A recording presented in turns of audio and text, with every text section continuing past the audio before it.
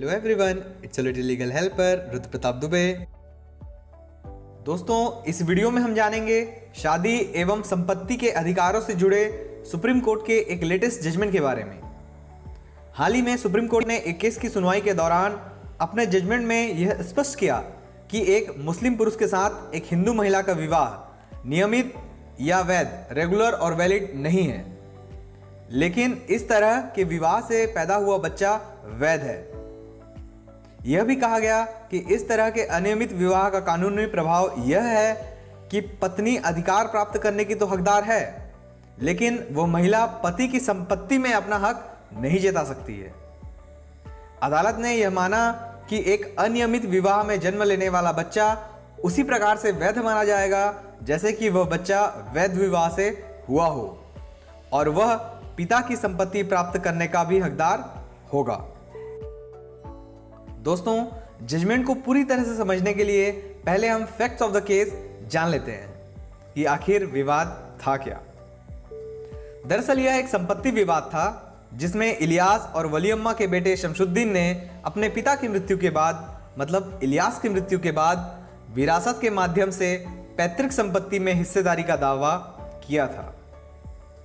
संपत्ति पर शमसुद्दीन के दावे का उसके चचेरे भाइयों ने विरोध किया। विरोध करते हुए यह आरोप लगाया कि शमसुद्दीन की जो मां है वलीअम्मा, वो इलियास के साथ निकाह करते वक्त एक हिंदू महिला थी। मतलब विवाह से पूर्व वलीअम्मा ने अपना धर्म परिवर्तन नहीं किया था। मुस्लिम विधि के मुताबिक ऐसी शादी वैध नहीं मानी जाएगी और वलीअम्मा का पुत्र होने के नाते जो शमसुद्दीन है उसे इलियास की संपत्ति में किसी भी तरीके का हिस्सेदारी प्राप्त करने का अधिकार नहीं है। जब यह विवाद केरला हाई कोर्ट में गया तब सुनवाई के दौरान उच्च न्यायालय की एकल पीठ ने कहा कि इलियास और वलीअम्मा का विवाह एक अनियमित या इर्रेगुलर विवाह है और अनियमित विवाह को ना तो वैध माना जा सकता है और ना ही अवैध। हाई कोर्ट ने कहा कि मुस्लिम कानून के तहत विवाह एक सैक्रेमेंट संस्कार नहीं है, बल्कि एक नागरिक अनुबंध सिविल कॉन्ट्रैक्ट है और विवाह के 3 प्रकार हैं: वैध विवाह, अनियमित विवाह और शून्य विवाह, मतलब वैलिड मैरिज, इर्रेगुलर मैरिज या वॉइड मैरिज। तो दोस्तों, जो 3 प्रकार हैं शादियों के, विवाह के, वो आपको मैं एक बार ब्रीफ में समझा देता हूं ताकि आपका कंसेप्ट और क्लियर हो जाए। तो जो पहला प्रकार है वो है वैध विवाह, वैलिड मैरिज, जो कि आप सभी जानते हैं। आमतौर पर आप जो शादियां देखते हैं, विवाह देखते हैं, वो सारे वैलिड मैरिज या वैध विवाह होते हैं।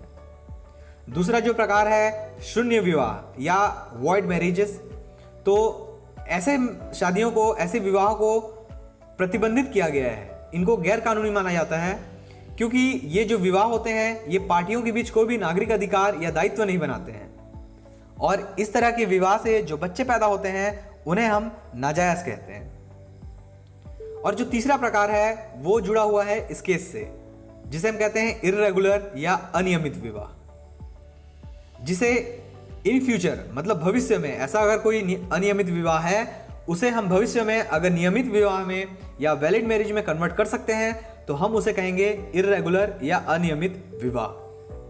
इसको आपको एग्जांपल समझाता हूं। जैसे कि मुस्लिम विधि के अनुसार एक मुस्लिम पुरुष 4 महिलाओं से शादी कर सकता है।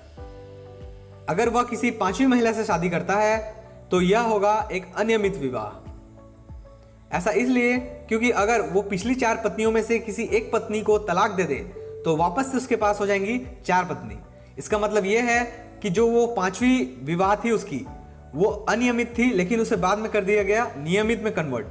तो ऐसी शादियों को हम कहते हैं इर्रेगुलर मैरिज, जिसे बाद में रेगुलर किया जा सके। अब ये जो अनियमित विवाह होते हैं इनका कानूनी प्रभाव यह होता है कि पत्नी अधिकार तो प्राप्त कर सकती है पत्नी होने का, लेकिन पति के संपत्ति में हक नहीं जता सकती। और इस तरह से जो बच्चा पैदा होता है इस तरह के विवाह से, उसे पूरा अधिकार होता है संपत्ति में अधिकार प्राप्त करने का अपने पिता की।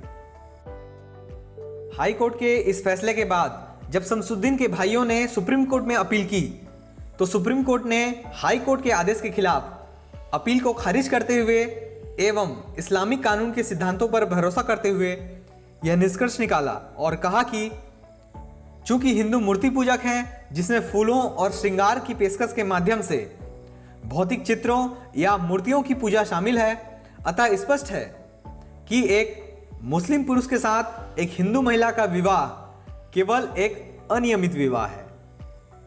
ऐसा विवाह न तो वैध है और न ही शून्य, लेकिन इस तरह के विवाह से पैदा हुआ कोई भी बच्चा अपने पिता की संपत्ति में हिस्सेदारी का दावा कर सकता है। शीर्ष अदालत ने अंत में स्पष्ट करते हुए कहा कि विवाद यह था ही नहीं कि वली अम्मा इलियास की वैध पत्नी थी या नहीं थी। दावों की विपरीत अथॉरिटीज के द्वारा बनाए गए जन्म रजिस्टर्ड रिकॉर्ड एवं अन्य दस्तावेजों से यह पता चलता है कि जो शमसुद्दीन है वो मोहम्मद इलियास का वैध पुत्र है और जो वली अम्मा है वो कानूनी रूप से इलियास की पत्नी। सुप्रीम कोर्ट ने कहा कि इर्रेगुलर या जो अनियमित शादियां होती हैं, जिसे कहते हैं फासिद भी कहा जाता है, फासिद विवाह, तो इनसे जो बच्चा पैदा होता है इर्रेगुलर या अनियमित शादी से, उसे नाजायज नहीं कहा जा सकता।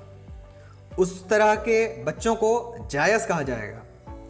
इस आधार पर सुप्रीम कोर्ट ने फैसला दिया कि शमसुद्दीन को संपत्ति में बराबर का अधिकार है और इस तरह से इस विवाद को समाप्त किया। दोस्तों, अगर हम इस पूरे लेक्चर का, इस पूरे केस का सारांश देखें तो हम यह कह सकते हैं कि अगर एक हिंदू महिला बिना धर्म परिवर्तन किए अगर किसी मुस्लिम पुरुष से विवाह करती है तो यह विवाह वैध या शून्य नहीं माना जाएगा, बल्कि अनियमित माना जाएगा। ऐसे में पत्नी को पति के संपत्ति में कोई भी अधिकार नहीं होगा, बल्कि उनसे पैदा हुआ जो बच्चा होगा उसे पूरा अधिकार होगा और वह बच्चा जायज माना जाएगा। और अगर कोई हिंदू महिला मुस्लिम धर्म अपनाने के बाद किसी मुस्लिम पुरुष से शादी करती है, तब तो यह विवाह मुस्लिम विधि के हिसाब से पूर्ण रूप से वैध माना जाएगा और बच्चा भी वैध होगा। पत्नी एवं बच्चे दोनों को पूरी तरीके से अपने पति और पिता की संपत्ति में जो अधिकार है वो प्राप्त होगा। सो आई होप गाइस आपको ये वीडियो पसंद आया होगा और जो जानकारी मैंने इस वीडियो के माध्यम से आपको दी है वो आपके समझ में आई होगी। अगर आपको ये वीडियो पसंद आया तो इस वीडियो को लाइक कीजिए, शेयर कीजिए और अगर अभी तक आपने इस चैनल को सब्सक्राइब नहीं किया है तो इस चैनल को सब्सक्राइब कीजिए ताकि इसी तरह की लीगल नॉलेज की अपडेट्स आपको मिलती रहे। इस वीडियो को देखने के लिए आपका बहुत बहुत धन्यवाद।